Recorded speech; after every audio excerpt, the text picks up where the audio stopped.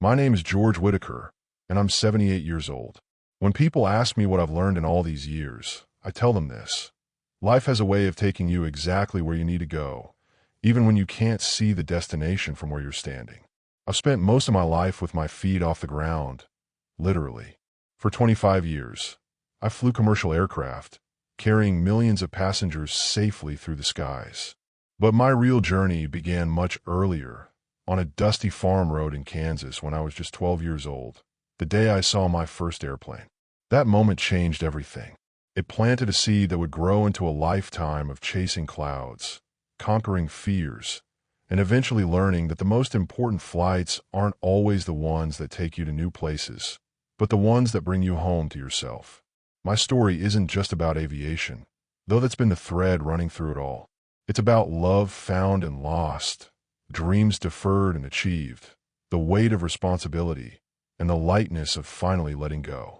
It's about discovering that sometimes the ground beneath your feet matters just as much as the sky above your head.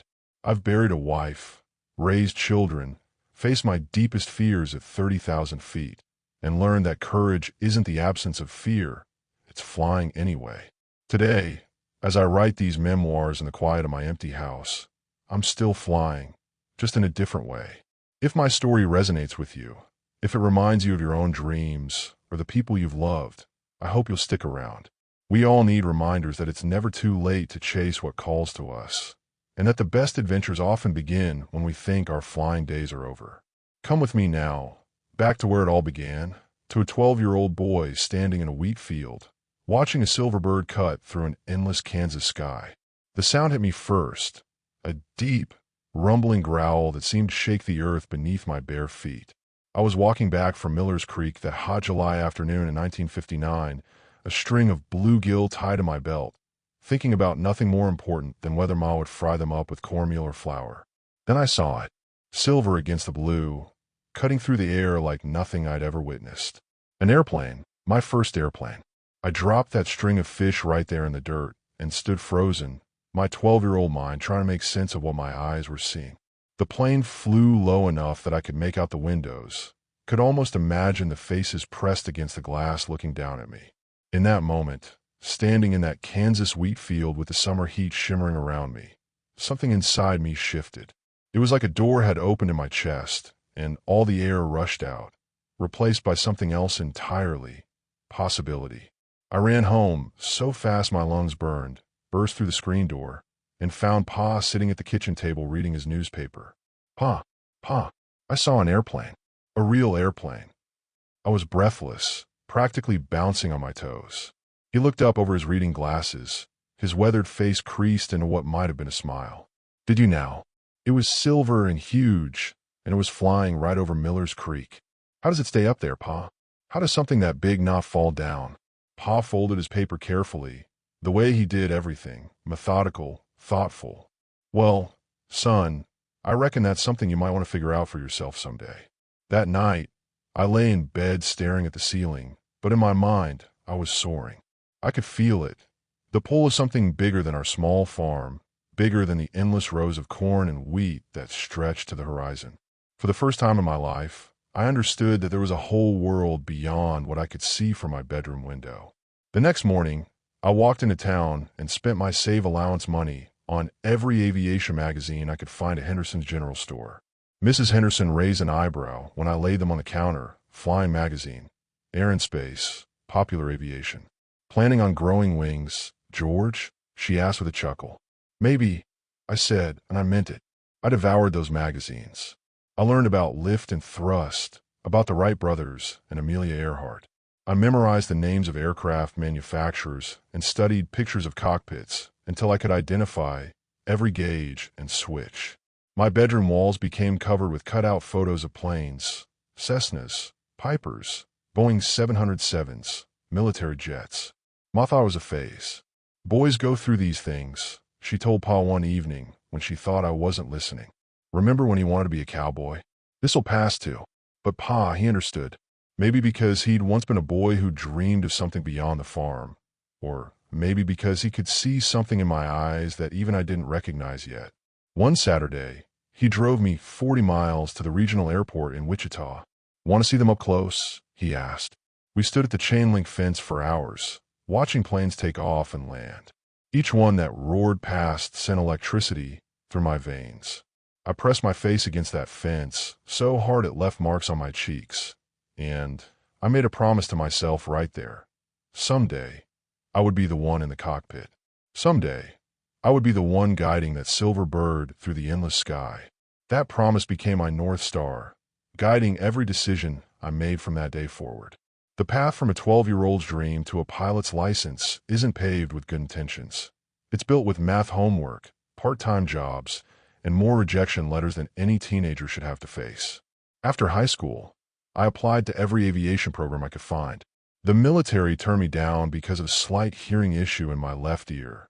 Nothing that affected my daily life, but apparently enough to ground my dreams of flying fighter jets. The big aviation schools required money we didn't have. Pa worked the farm from dawn to dusk, and Ma took in sewing to make ends meet. There was no college fund, no nest egg for their youngest son's sky-high dreams. So I did what farm boys do. I found another way. At 19, I moved to Wichita and got a job at the aircraft manufacturing plant, working the night shift installing wiring harnesses in small planes. It wasn't flying, but it was close enough to smell the aviation fuel and hear the test flights during the day. Every morning, walking home from my shift as the sun came up, I'd watch the planes take off from the adjacent runway, and that old promise would echo in my head. During the day, while other guys my age were sleeping or hanging out, I was taking ground school classes at the local flight training center. The instructors were mostly former military pilots, gruff men who didn't have patience for dreamers. But they respected hard work, and I worked harder than anyone. Whitaker, my instructor, Chuck Morrison, told me after I aced my 4th consecutive exam, "You've got the book learning down, but flying isn't about what you know, it's about what you feel, and you can't feel it from the ground." He was right, but flight hours cost money I didn't have. $75 an hour in 1968 might as well have been $750 to a guy making minimum wage on the night shift. So I made a deal with the flight school owner, Pete Williams. I'd work weekends cleaning planes, doing basic maintenance, organizing the hangar, in exchange for flight hours. My first time at the controls of a Cessna 150, my hands shook so badly I could barely grip the yoke. 20 years of dreaming, and suddenly I was actually sitting in the pilot's seat, the engine humming in front of me, the runway stretching ahead like a promise. "Relax, kid," Chuck said through the headset. "The plane wants to fly. Your job is just not to get in its way." I pushed the throttle forward, felt the plane surge ahead, watched the airspeed indicator climb. At 55 knots, I pulled back gently on the yoke, and for the first time in my life, I left the earth behind. The ground fell away beneath us, and everything I thought I knew about the world suddenly seemed small and manageable. The fear, the uncertainty, the years of doubt, all of it stayed on the ground while we climbed into that Kansas sky. "How does it feel?" Chuck asked. I couldn't speak for a moment. When I finally found my voice, all I could say was, "Like coming home." The training took 2 years of 12-hour days, 8 hours at the plant, for hours studying or flying, grabbing sleep when I could. I lived on coffee, determination, and the memory of that first flight. Some nights, I'd fall asleep at my desk with flight manuals open in front of me, dreaming of altimeters and navigation charts. But every morning, when I saw those planes taking off into the sunrise, I remembered that 12-year-old boy standing in the wheat field, and I knew I was exactly where I needed to be. The dream was still alive, still pulling me forward, still teaching me that the best things in life are worth waiting for, worth working for, worth every sacrifice along the way. The seasons changed, but my routine remained constant. Work, study, fly, repeat.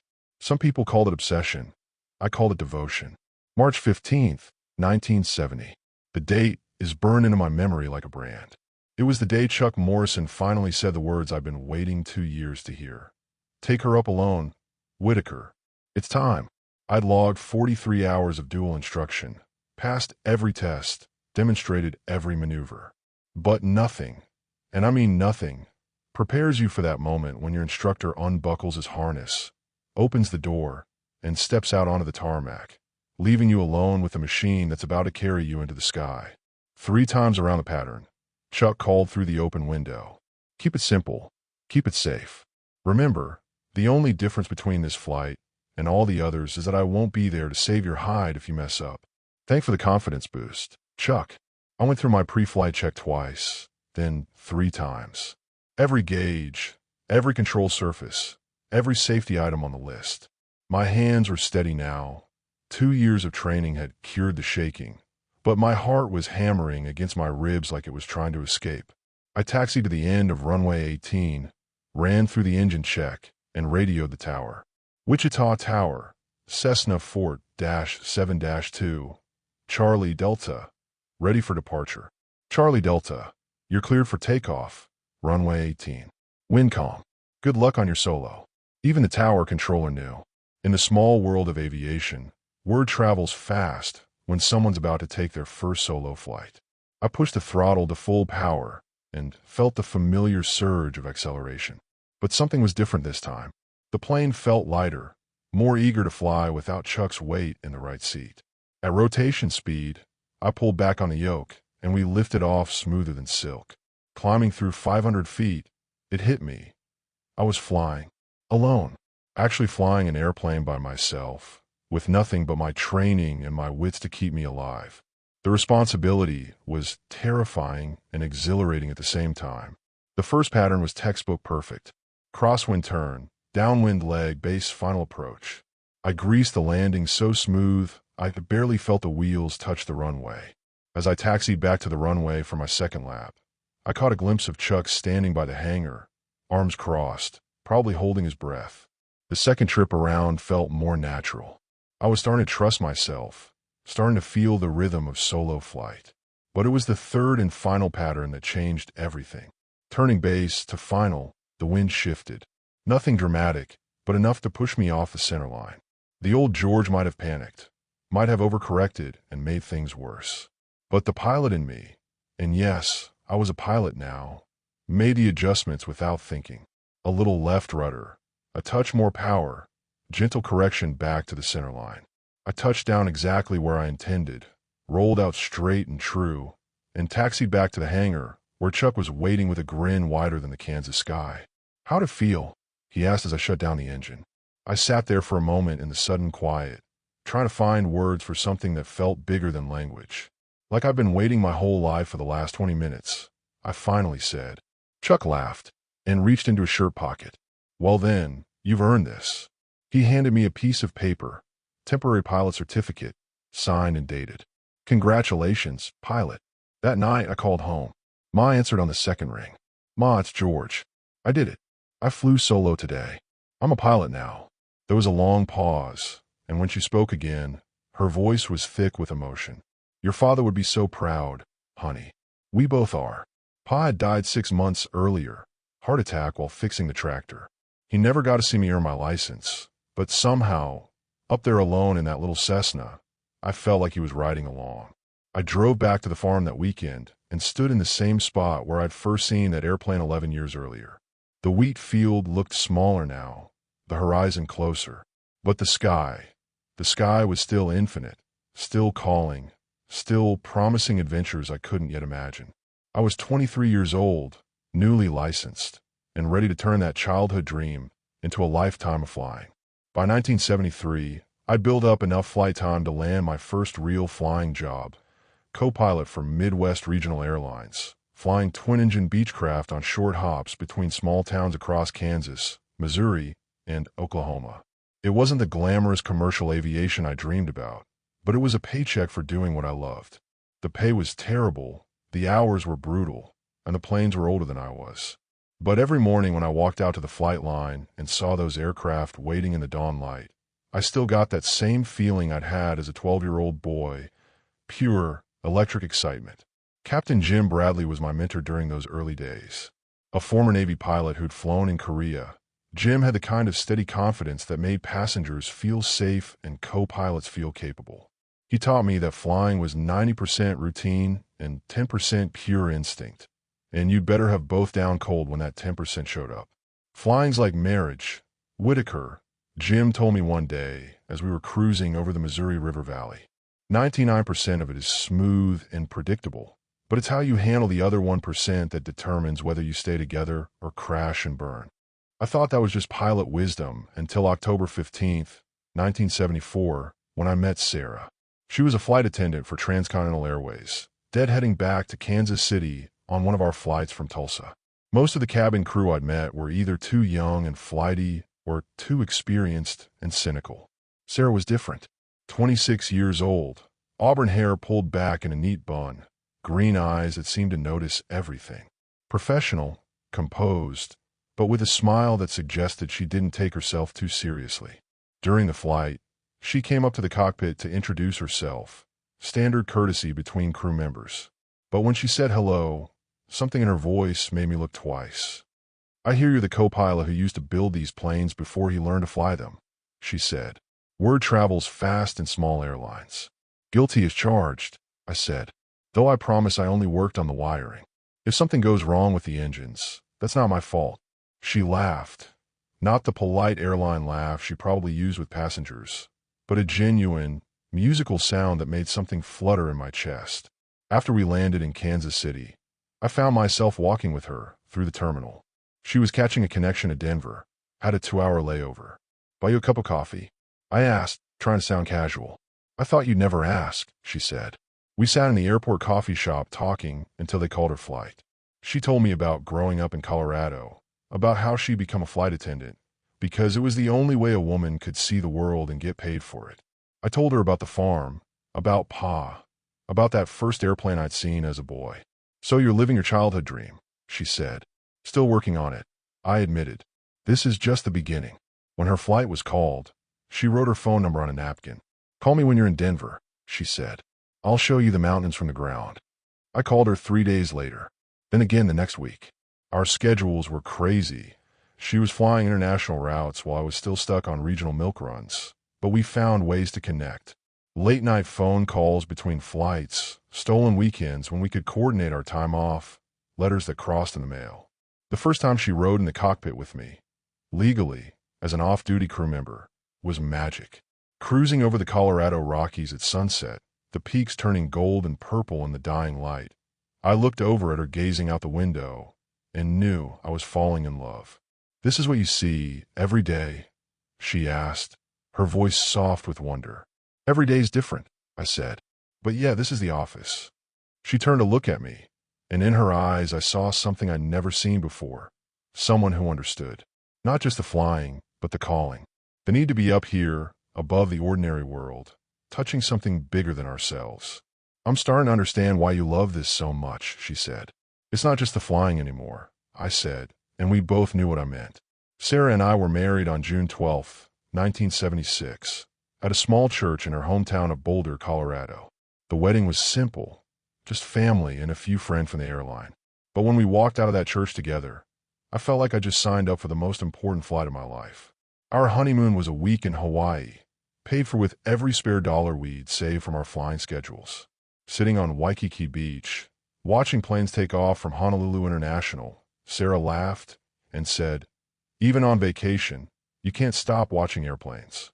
"Old habits," I said, but the truth was, I was thinking about those pilots, wondering what routes they were flying, whether any of them had started out like me, a farm boy who'd promised himself he'd learn to fly.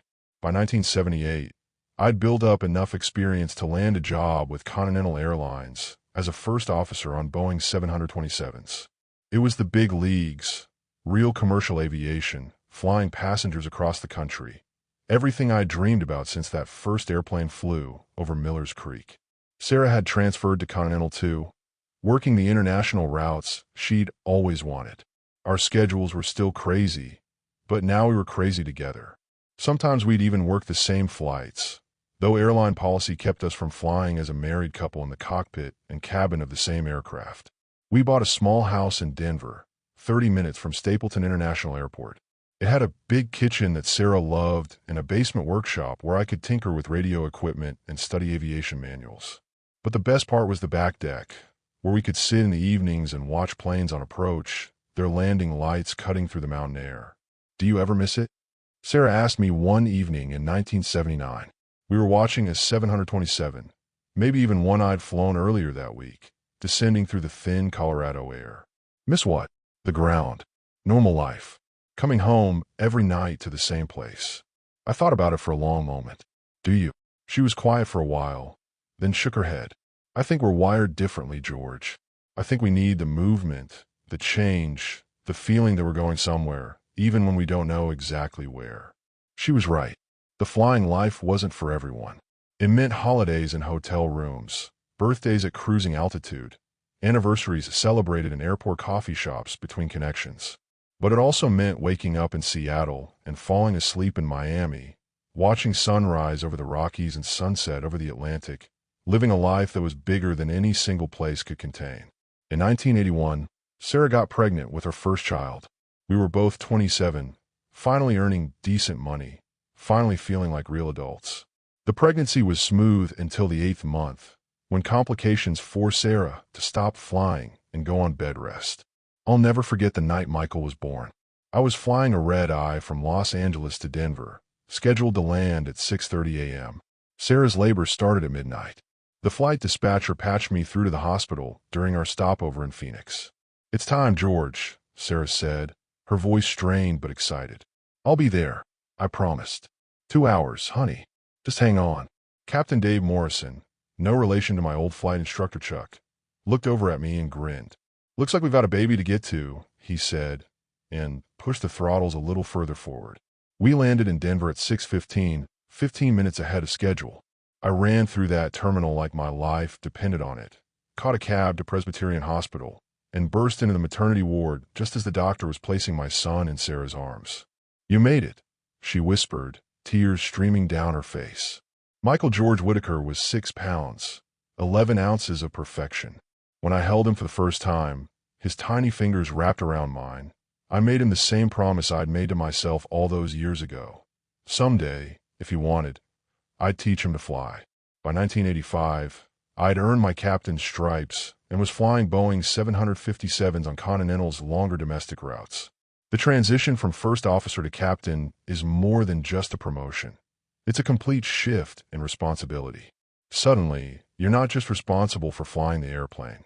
You're responsible for everything and everyone on it. Sarah had taken a leave of absence after Michael was born, but she was getting restless staying home. "I love being a mother," she told me one evening, "but I think I'm a better mother when I'm also doing something I love." She went back to flying part-time, mostly short domestic flights that would get her home the same day. We worked out a system. When I was on a 4-day trip, she stayed home with Michael. When she was flying, I was home. It wasn't perfect, but it worked for us. Michael was walking by then, toddling around our backyard, pointing at every airplane that passed overhead.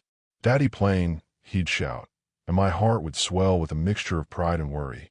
Would he inherit this love of flying, this need to be airborne? And if he did, was that a gift or a burden? The airline industry was changing in the 80s. Deregulation had brought new opportunities, but also new pressures.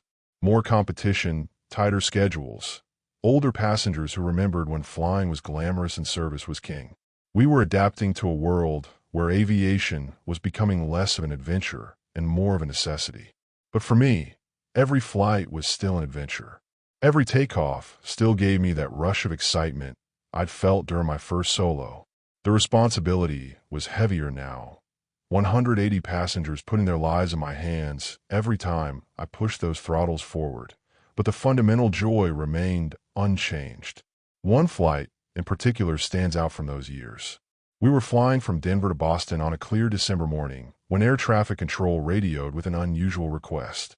"Continental 471, we have a Make-A-Wish kid in your cabin who's never been in a cockpit. Any chance you could show him around during cruise?" The boy's name was Tommy, 8 years old, fighting leukemia. His wish was to meet a real airline pilot and see how planes worked. His parents had brought him up to the cockpit door after we reached cruising altitude. "Are you the captain?" Tommy asked, his eyes wide behind his thick glasses. "I am," I said. "Want to see how we fly this thing." For the next 20 minutes, I showed Tommy every instrument, explained how we navigated, let him wear my captain's hat. He asked questions that reminded me of myself at 12. Smart questions, curious questions, questions that showed a real fascination with flight. When it was time for him to return to his seat, he shook my hand with all the seriousness an 8-year-old could muster.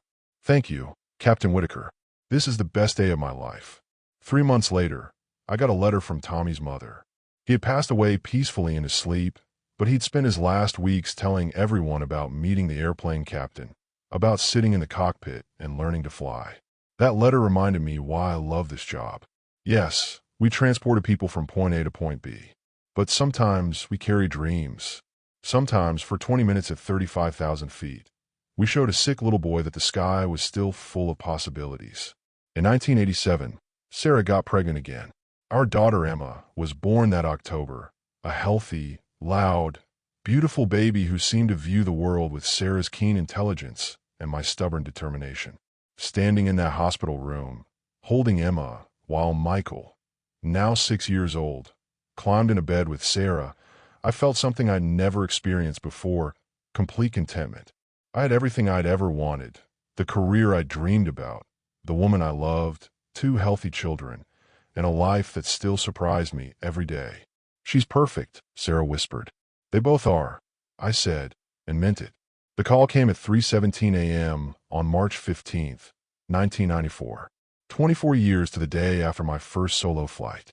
I was in a hotel room in Miami, scheduled to fly back to Denver that morning, when the phone jolted me awake. "George." Sarah's voice was wrong, strained in a way I'd never heard before. "I need you to come home. Now." "What's wrong? Are the kids okay?" "The kids are fine. It's me, honey. I'm at Presbyterian Hospital. The doctors, they found something. I was on the first flight out, canceled my trip, caught the earliest Continental flight to Denver. During those 4 hours in the air, as a passenger for once, I stared out the window at the landscape passing below and tried to convince myself that everything would be okay." Sarah was 38 years old, healthy, strong. She'd been feeling tired lately, had mentioned some pain in her side, but we'd both attributed it to the stress of flying and raising 2 kids. The diagnosis was ovarian cancer, stage 3. The doctor, a kind woman about our age, explained the treatment options with gentle professionalism, but I could see the concern in her eyes. "What are her chances?" I asked bluntly. "With aggressive treatment, chemotherapy, possible surgery, we're looking at a 60% 5-year survival rate." 60%. In aviation, those weren't acceptable odds. If someone told me my airplane had a 40% chance of crashing, I'd never leave the ground. Sarah was braver than I was. "We'll beat this," she said, taking my hand in hers. "We've handled everything else together." I took a leave of absence from Continental. The union was understanding, management was supportive, but the truth was I couldn't focus on flying when the most important thing in my life was fighting for survival on the ground. The next 18 months were a blur of hospital visits, chemotherapy sessions, and trying to maintain some semblance of normalcy for Michael and Emma. Sarah lost her hair, lost weight, lost the vibrant energy that had first attracted me to her. But she never lost her spirit. On her good days, she'd insist we take the kids somewhere, to the zoo, to the mountains, to the airport to watch planes take off. "They need normal memories too," she'd say, "not just hospital memories." Michael, now 13, understood more than he let on. I'd catch him sometimes, sitting quietly in his room, staring out the window at the airplanes passing overhead. Emma, only 7, knew Mommy was sick, but couldn't grasp how serious it was. "When is Mommy going to get better?" she asked me one evening after Sarah had gone to bed early, exhausted from a particularly difficult chemo session. "We're hoping soon, sweetheart," I said, the lie tasting bitter in my mouth. Sarah's last flight was in September 1995. She'd been in remission for 3 months and felt strong enough to work one trip, Denver to San Francisco and back, a simple 2-day rotation. She wanted to prove to herself that she was still a flight attendant, still capable of doing the job she loved. I drove her to the airport that morning, watched her walk toward the terminal in her crisp uniform, her wig perfectly styled, her posture straight and professional. She turned back once to wave, and I could see her smile even from the car. "Fly safe," I whispered, the way I had 1,000 times before. She never flew again. The cancer came back 2 weeks later, more aggressive than before. This time, the doctors were less optimistic. "Months, not years," Dr. Richardson told us privately. Sarah took the news with the same grace she'd approached everything else. "Then we make the most of the months we have," she said. We did. We took the kids to Disney World. We spent a week in Colorado, showing them the town where we'd gotten married. We sat on our back deck every evening, watching planes descend through the thin mountain air, talking about everything and nothing, holding hands like teenagers. Sarah died on January 12th, 1996, at home, surrounded by family. Her last words were to me, "Take care of our babies, and don't stop flying. The sky needs you." I buried my wife on a gray Colorado morning, with snow falling like tears from a dark sky. The house felt impossibly empty after Sarah's funeral. Michael, now 14, had become serious and withdrawn, carrying a grief too heavy for his young shoulders. Emma, 9 years old, kept asking when Mommy was coming back, and I kept running out of ways to explain that she wasn't. I took another leave of absence from Continental, this time indefinite. The kids needed stability, needed someone to drive them to school and help with homework and remember to sign permission slips. I needed to learn how to be a single father, how to fill the space Sarah had occupied so completely. Those first few months were the hardest of my life. Everything reminded me of her. The coffee mug she'd used every morning, the romance novels stacked on our nightstand, the garden she'd planted in the backyard that spring. I found myself talking to her sometimes, asking her advice about parenting decisions I never had to make alone. Michael retreated into books and model airplanes. He'd always been interested in aviation, but after Sarah died, it became an obsession. He'd spend hours in the basement, building detailed scale models of commercial aircraft, painting them with meticulous care. When I asked him about it, he shrugged and said, "It's something to do with my hand while I'm thinking." Emma dealt with her grief differently. She became clingy, afraid I might disappear too.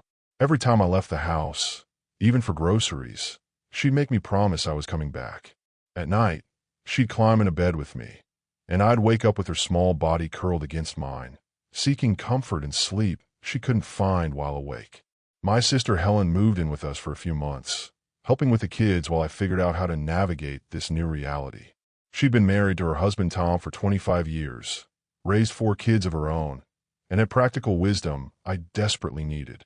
"Grief isn't something you get over," she told me one evening as we sat on the back deck, watching the kids play in the yard.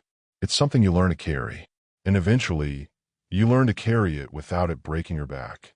By fall 1996, I was ready to go back to work. Not because the grief had lessened, but because I was starting to understand what Sarah meant when she said the sky needed me. Flying wasn't just my job anymore. It was my connection to something larger than the sadness that had settled over our house like Colorado fog. Continental welcomed me back with understanding and flexibility. I bid on domestic routes that would get me home every night, trading the excitement of long-haul international flights for the stability my family needed. My first flight back was Denver to Phoenix and back, a simple milk run I could have flown in my sleep. But sitting in that captain's seat, running through my pre-flight checklist, I felt Sarah's presence as clearly as if she were sitting in the jump seat behind me. "Continental 298, you're cleared for takeoff," the tower controller said. I pushed the throttles forward and felt that familiar surge of acceleration. As we lifted off into the thin Colorado air, climbing through the mountains into the endless western sky, I whispered, "This one's for you, honey." The healing came slowly, measured in small victories. Michael scored his first goal in soccer. Emma learned to ride her bike without training wheels. I learned to braid Emma's hair for school and to help Michael with algebra homework. We learned to be a family of 3 instead of 4. On quiet nights, after the kids were asleep, I'd sit on the back deck and watch planes approach Denver International Airport, their landing lights cutting through the darkness. Each one carried families, dreams, people going somewhere important to them. And I was part of that. Part of the vast network of professionals who kept the world connected, who made it possible for people to chase their dreams across continents and oceans. Sarah had been right. The sky didn't need me. But more than that, I needed the sky. Today, at 78, I'm writing these memoirs in the same house Sarah and I bought 45 years ago. Michael is now 44, a successful engineer in Seattle with 2 children of his own. Emma, 37, became a teacher in Denver and visits every Sunday with her husband and 3 kids. The house fills with laughter again on those Sundays, with grandchildren who look at my old flight manuals with the same wonder I once felt staring at aviation magazines in Kansas. I retired from Continental in 2012 after 34 years of commercial flying. 25 years as captain, over 15,000 flight hours, millions of passengers carried safely across the skies. But numbers don't tell the real story. The real story is in the moments. The scared passenger I talked through turbulence, the young couple I flew to their wedding, the businessman I got home in time to say goodbye to his dying father. 3 years ago, I joined a group called the Adventure Seekers, 12 retirees who refused to let age ground their dreams. We've traveled to places I only flew over during my commercial days. Last month, we hiked portions of the Appalachian Trail. Next spring, we're planning a trip to New Zealand. Writing these memoirs has taught me something I didn't expect. My story isn't really about flying, though flying shaped every chapter. It's about the courage to chase what calls to you, even when you can't see the runway from where you're standing. It's about love that transcends loss, about dreams that survive decades, about the way one moment, a 12-year-old boy seeing his first airplane, can redirect an entire life. If you're reading this and feeling stuck on the ground, remember, it's never too late to learn to fly. The sky is still there, still calling, still full of possibilities you haven't imagined yet. Trust the dream, trust the journey, and trust that sometimes the most important flights are the ones that bring you home to yourself.